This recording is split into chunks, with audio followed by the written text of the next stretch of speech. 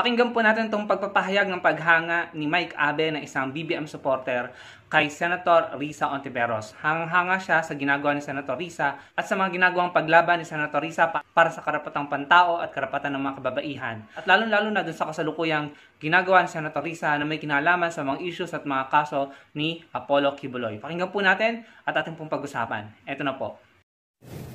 Alam nyo, ito yung kailangan talaga nating senador. Nakaka-proud kasi mayroong isang senador na ganito ang tapang, talino, lakas ng loob at seryoso sa kanyang trabaho.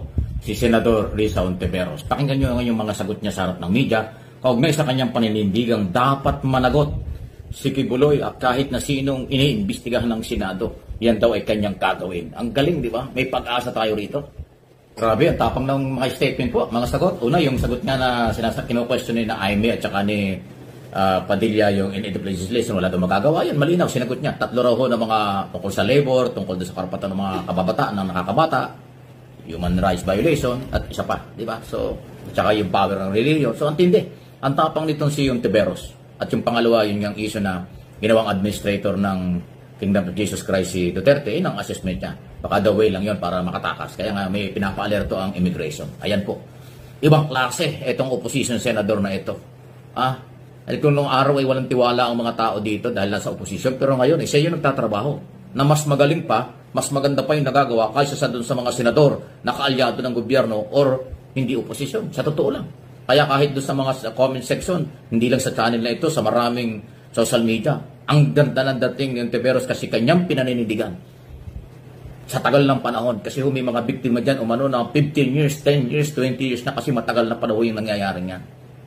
Mula sa kabataan na naging dalaga at yung iba nga dyan ay 15 years old, 12 years old, na ngayon ay 30 years old na, ay nagiging biktima pa. Umano, so ganun katulad ng mga cases sa Amerika. Ang lupit, So ayan, hindi talaga uobra ang kahit sino dyan. Yan ang senador na kailangan natin. Babae siya, pinanindigan niya na ngayon ay araw at buwan ng kababaihan, ang tapang ng dating, at may prinsipyo, alam ang trabaho at ginagawa. Sana all! Ayun, napakinggan po natin tama ang mga sinabi niya, sang-ayon ako doon. It's good to hear na sumusuporta siya at pinupuri niya si Senator Risa Hontiveros. Doon sa sinabi niya, nabanggit niya sa mga comment section daw ay maganda ang sinasabi patungkol kay Senator Risa Hontiveros. Maganda yung naging komento ng mga tao at pagsuporta ng mga tao, ng mga netizens sa mga comment section, sa mga content para kay Senator Risa Hontiveros. Ito po yung lagi kong sinasabi sa inyo. Napaka-importante po talaga na tayo po yung nagpa-participate, na nagbibigay tayo ng ating opinion at nagpapahayag tayo ng ating pagsuporta kay Senator Risa, kay Atty. Leni Robredo, kay Senator Trillanes at sa mga pinaniniwalaan nating tamang pinuno na dapat na maluklok sa ating gobyerno para mamuno sa ating bansa. Halaga na tayo po yung nagpapahayag ng ating suporta sa mga comment section sa mga taong ito, especially ngayon kay Senator Risa at kay Senator Kiko Pangilinan, kay Atty. Leni Robredo, dahil nababasa nga po yan ng ating mga kababayan at doon po natin nahuhulma ang public opinion. So si Mike Abe, parang sinasabi niya na masaya siya sa nakikita niya, sa nababasa niya na magagandang komento at pagsuporta kay Senator Risa Hontiveros.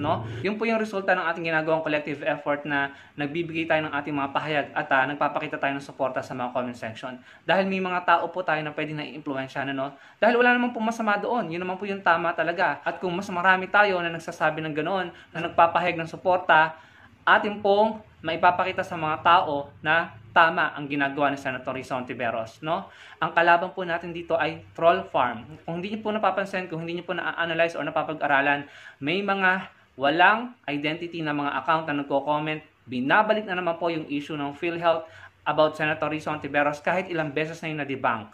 Kahit ilang beses na nagsalita si Senator Risa Hontiveros na hindi totoo ang bintang sa kanya na anomalya sa PhilHealth.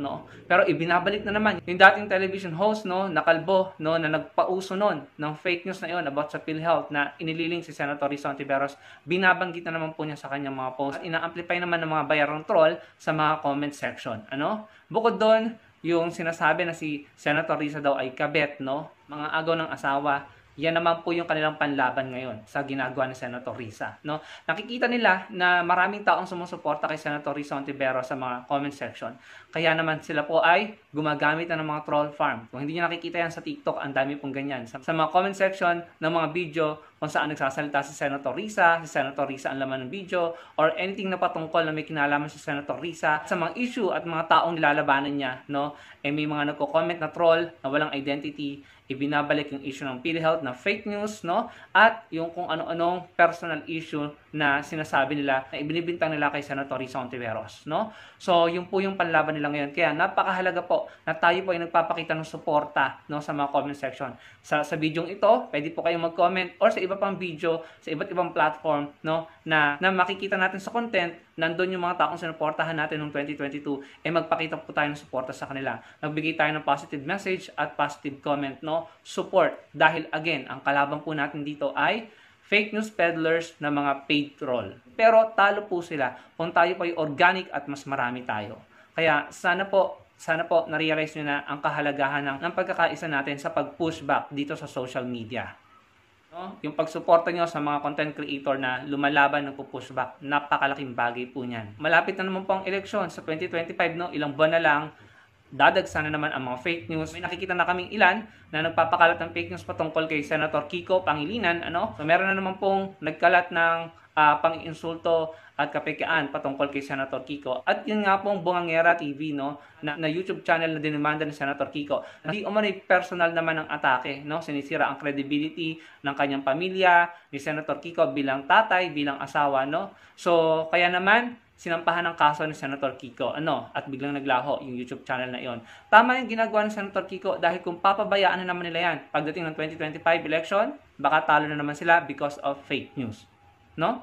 At least, nagkakaroon na ng takot sa mga ito na nagkakalat ng fake news patungkol sa mga politikong dapat na nanunungkulan sa atin, magkakaroon sila ng takot, no? Mangangamba sila bago sila gumawa ng content na nagkakalat ng fake news para lamang masira ang mga tao, no?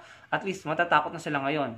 At sana mapanagot, no? So going back kay Mike Abe, hangang-hanga siya at in-admire niya si Senator Risa Hontiveros, which is good, no? Kahit pa hindi ko gusto din tong tabas ng dila ni Mike Abe patungkol kay Atty. Leni Robredo, no? Pero at least ngayon, nagkakaroon tayo ng common ground, no? And it's good na tayo ay nagkakaisa sa mga bagay-bagay na alam natin ay makakabuti sa bansa natin, ano? Pero never kong makakalimutan din ang mga koda nito patungkol kay Atty. Leni Robredo. So, patuloy po tayo mag-push back, magpakita ng ating suporta sa mga comment section, ano? Huwag po kayong mahiya, huwag po kayong matakot kasi nagbibigay lang naman kayo ng komento at pagsuporta Basta wag lang libelous, no? At wag lang kasinungalingan ang ilalagay nyo sa mga comment section. Huwag po kayong mapagod sana, no? Huwag po tayong mapagod dahil baka malay nyo, si Senator Risa at saka si Atty. Leni Robredo ang magtandem sa 2028, no? At kung sakaling mangyari yon, ngayon pa lang po, no? Lumaban na tayo para manalo na tayo. Yun lamang mga kababayan, sana po ay makapag-comment kayo sa comment section at huwag niyong kalimutang i-like ang ating video at magkita-kita po tayo sa susunod kong video. Maraming pong salamat.